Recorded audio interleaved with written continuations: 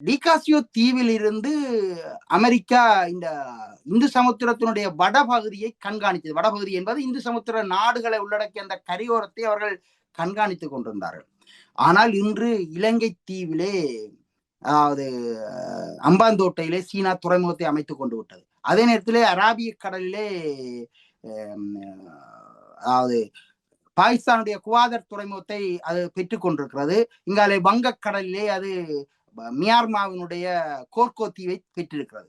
ஆகவே இந்த கண்டப்பிறப்பையும் அந்த கண்டத்தை சார்ந்த துறைமுகங்களையும் கட்டுப்படுத்தக்கூடிய ஒரு நிலைக்கு சீனா தன்னை வளர்த்து கொண்டு செல்கிறது. ஆகவே இந்த நிலையில் இந்த அம்பாந்தோட்டையில் இருக்கிற சீன துறைமுகத்தையும் கண்காணிப்பதற்கும் கட்டுப்படுத்துவதற்கும் அவர்களுக்கு இங்கே, அதாவது இந்து சமுத்திரத்திலே இலங்கை தீவில் ஒரு இடம் தேவை. அதுவும் இந்த இலங்கை தீவினுடைய கிழக்கு கடற்கரையோரத்தில் இருக்கிற 2 முக்கிய புள்ளிகளை அவர்கள் இப்போது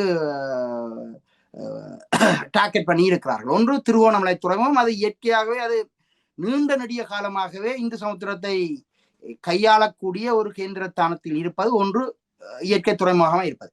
இரண்டாவது, இப்போது இந்த அருகம்பையை இவர்கள் பாவிப்பதற்கு டார்கெட் பண்ணுவதற்கு காரணம் என்னென்றால், அருகம்பே இந்த பகுதியில் இந்த அம்பாறை மாவட்டத்தினுடைய கடற்பரப்பு ஏறத்தாழ ஒரு 118 கிலோமீட்டர்கள் தூரம் தான். ஆனால் அது இந்து சமுத்திரத்தினுடைய கரையிலும் அதே நேரத்தில் அது ஒரு ஆழங்கூடிய கடற்பரப்பையும் கொண்ட பகுதியாக இருப்பதனால் அந்த பகுதிக்கு அண்மையில பெரிய கப்பல்களை கொண்டு வந்து நிறுத்த முடியும்.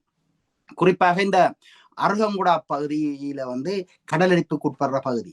ஒரு பிரதேசத்துல கடலரிப்பு ஏற்படுகிறது என்று சொன்னால் அந்த பகுதியினுடைய கடலுடைய ஆழம் அதிகம் இருப்பது என்பதை இயல்பாக ஊகித்துக் கொள்ள முடியும்.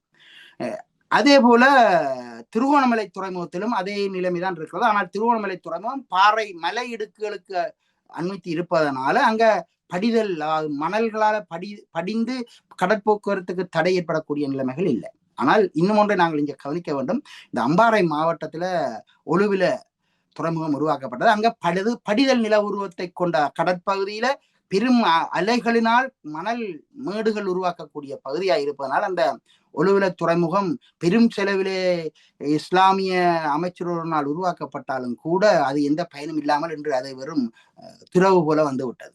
ஆகவே இந்த நிலையில, அதாவது இந்த அருகம்பையை அவர்கள் குறிவைத்திருக்கிறார்கள் அமெரிக்கர்கள். ஏனென்றால் அதுக்கு இன்னும் ஒரு காரணம் இருக்கிறது. அதாவது இந்த அம்பாந்தோட்டையினுடைய எல்லையும்